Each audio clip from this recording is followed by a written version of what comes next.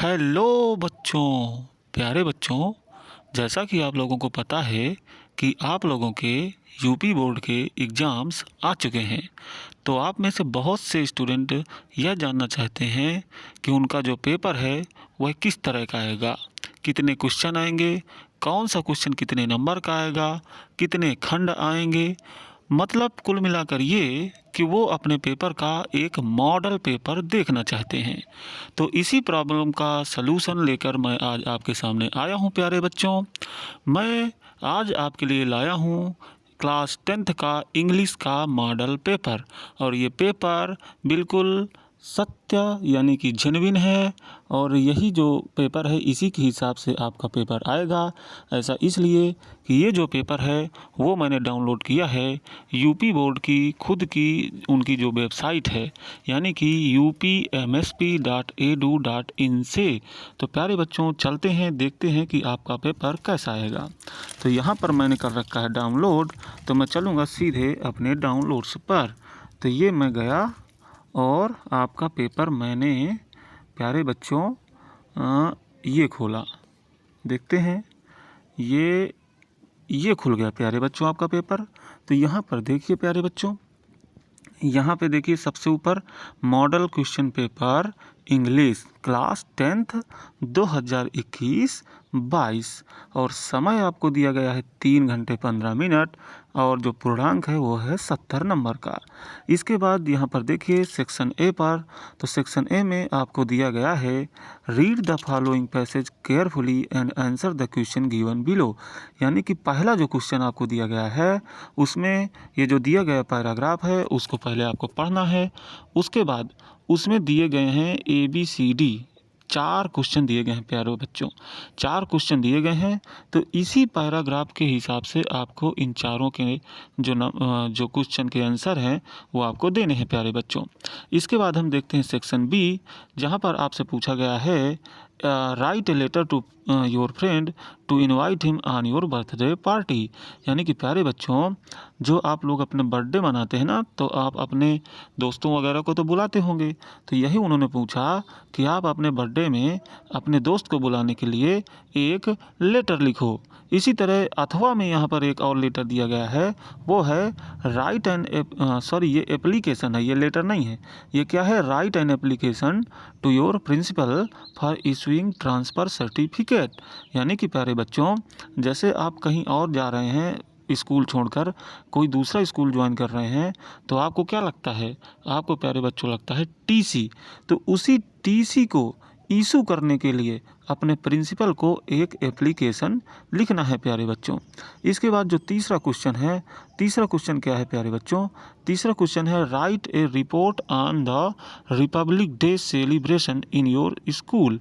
यानी कि जो गणतंत्र दिवस मनाया जाता है उस पर आपको एक ऐसे टाइप का लिखना है, और ये होना चाहिए 60 to 80 वर्ड, यानी कि 60 से 80 शब्दों के बीच में यह लिखना है। और उसकी हेडिंग्स क्या होंगी? तो यहाँ पर कोष्टक में उन्होंने हेडिंग्स भी लिख दी है प्यारे बच्चों, तो आप उसको भी देख लीजिए। और इसके बाद अथवा में कुछ और है। अथवा में क्या है प्यारे बच्चों?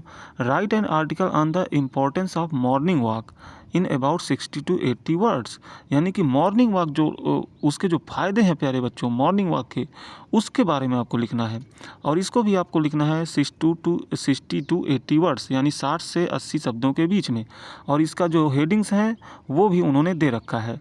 तो introduction, fresh air, keep active and happy all day, good for studies, conclusion. तो इस तरह से ये इसकी हेडिंग्स हैं।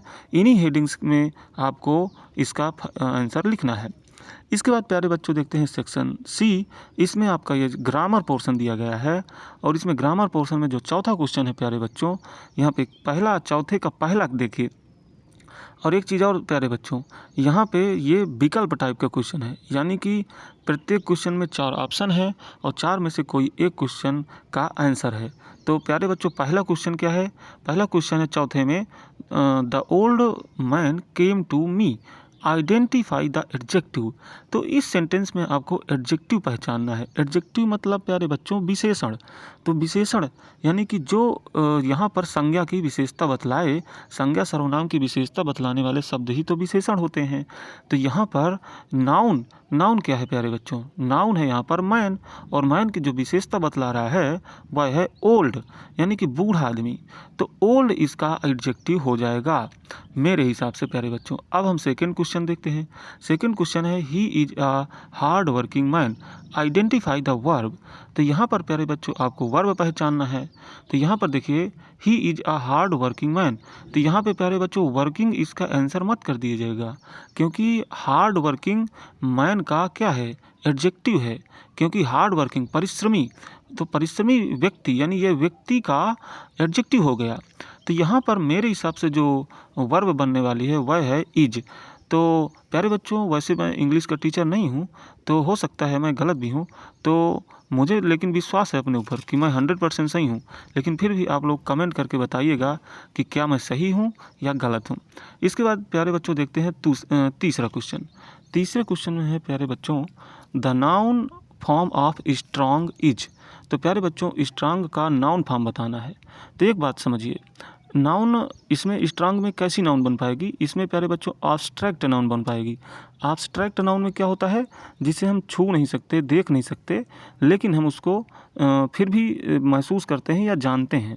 तो स्ट्रांग एक मजबूत शब्द है, मजबूत शब्द है, इसका अर्थ है मजबूत।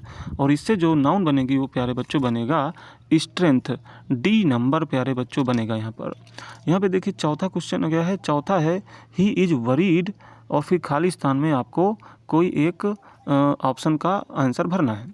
तो यहाँ पे मेरे हिसाब से वरीड के साथ अबाउट आना चाहिए, क्योंकि मैक्सिमम टाइम मैंने जब सेंटेंस पढ़ते वक्त देखा है तो कई सेंटेंस में मुझे वरी के साथ अबाउट ही मिलता है। इसके बाद पांचवा क्वेश्चन क्या है प्यारे बच्चों? पांचवा क्वेश्चन है I will not go with you, change into past perfect tense. तो पास्ट परफेक्ट की क्या पहचान है? पास्ट परफेक्ट में एक तो हैड आना चाहिए और वर्ब की थर्ड फॉर्म आना चाहिए। तो यहाँ पे देखिए, यहाँ पे प्यारे बच्चों सिर्फ बी ऑप्शन में हैड है, बाकी किसी में हैड नहीं है। तो मेरे हिसाब से इसका जो आंसर होने वाला है वो है पाँचवें का बी। तो प्यारे बच्चों इस तरह से आपके ये आंसर होंगे। हम केवल क्वेश्चन पेपर आपको दिखाने आए हैं, तो आप केवल क्वेश्चन हम पढ़ लेते हैं। आप उनका एक मॉडल पेपर आप देख लीजिए कि कैसा क्वेश्चन पेपर आता है, और बाकी तो आप अपने टीचर से पढ़े ही होंगे। तो चलिए प्यारे बच्चों यहाँ देखते हैं पांचवा क्वेश्चन। पांचवा क्वेश्चन है, उसमें पहला जो है उसमें चेंज इनटू इनडायरेक्ट स्पीच, यानी इनडायरेक्ट स्पीच में बदलना है प्यारे बच्चों। इसके बाद पांचवे के दूसरे में है चेंज इनटू पैसिव वॉइस, तो यहाँ पे पैसिव वॉइस में बदलना है। और थर्ड क्वेश्चन में पंक्चुएशन को सही करना है। फोर्थ क्वेश्चन में आपको क्या करना है? Frame A correct sentence by reordering the words, यानी ये जो वर्ड दिए गए हैं, ये जो इनका आर्डर है वो इनकरेक्ट है, तो आपको इनको करेक्ट आर्डर में लगाना है ताकि एक सही सेंटेंस बन पाए। पांचवा क्या है? देखिए पांचवे का पांचवा देखिए प्यारे बच्चों, पांचवे के पांचवे में एक स्पेलिंग वर्ड इसको कंप्लीट कर देना है आपको। यहाँ पे 2 वर्ड का जगह छूटा हुआ है, तो आपको उसको कंप्लीट करना है। इसके बाद छठवें क्वेश्चन में एक हिंदी में पैराग्राफ दिया गया है, जिसको आपको इंग्लिश में ट्रांसलेट करना है प्यारे बच्चों। इसके बाद सेक्शन डी। सेक्शन डी में क्या है प्यारे बच्चों? सेक्शन डी में है read the following passage and answer the question given below it, यानी कि इस पैसेज को पढ़ना है और बाकी इसके नीचे जो क्वेश्चन दिए गए हैं इसी पैराग्राफ के हिसाब से उनके आंसर देना है। इसके बाद आठवें में क्या है?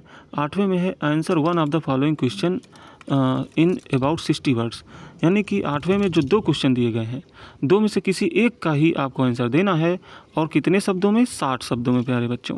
इसके बाद 9वें में क्या है? 9वें में answer any 2 of the following questions, यानी कि 3 हैं, 9वें में 3 दिए गए हैं, तो उनमें से किसी 2 के ही आंसर आपको देना है, और दोनों के जो आंसर होने चाहिए वो होने चाहिए 25 शब्दों में। और इसके बाद 10वां क्वेश्चन क्या है? 10वें क्वेश्चन में प्यारे बच्चों आपको मिलाना है, यानी कि ये मैच टाइप का क्वेश्चन होगा। और इसके बाद 11वां क्वेश्चन क्या है?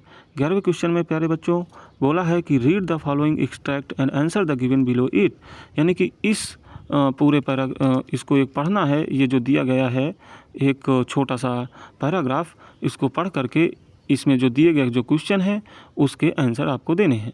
इसके बाद 12वें में क्या है, 12वां क्वेश्चन है right the central idea of one of the following poems. यहाँ पे 2 पोएम आपको दी गई हैं, उनमें से किसी एक का सेंट्रल आइडिया लिखना है।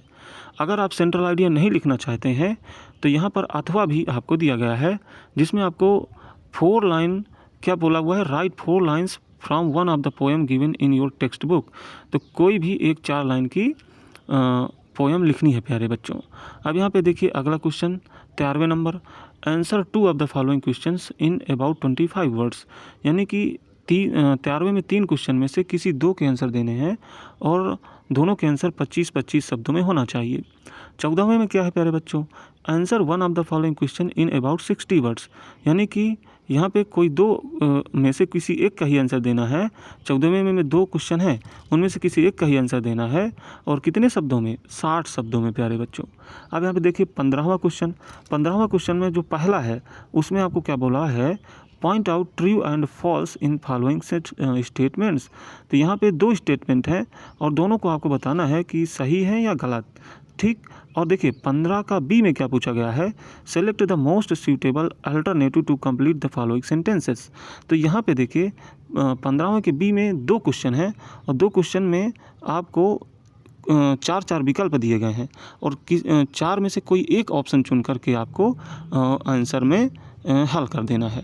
तो इस तरह से ये रहा आपका मॉडल पेपर प्यारे बच्चों। आप इस पेपर को डाउनलोड भी कर सकते हैं। आपको अगर पेपर को डाउनलोड करना है प्यारे बच्चों तो आपको कुछ नहीं, आपको जाना है upmsp.edu.in पर और वहाँ पे यहाँ डाउनलोड कर सकते हैं प्यारे बच्चों। तो ये रहा आपका इंग्लिश का मॉडल पेपर। धन्यवाद प्यारे बच्चों। और अगर हमारा चैनल का ये वीडियो आपको अच्छा लगा हो तो इसको सब्सक्राइब ज़रूर करना, ताकि हम ऐसे ही आपको अच्छी अच्छी खबरें देते रहें प्यारे बच्चों।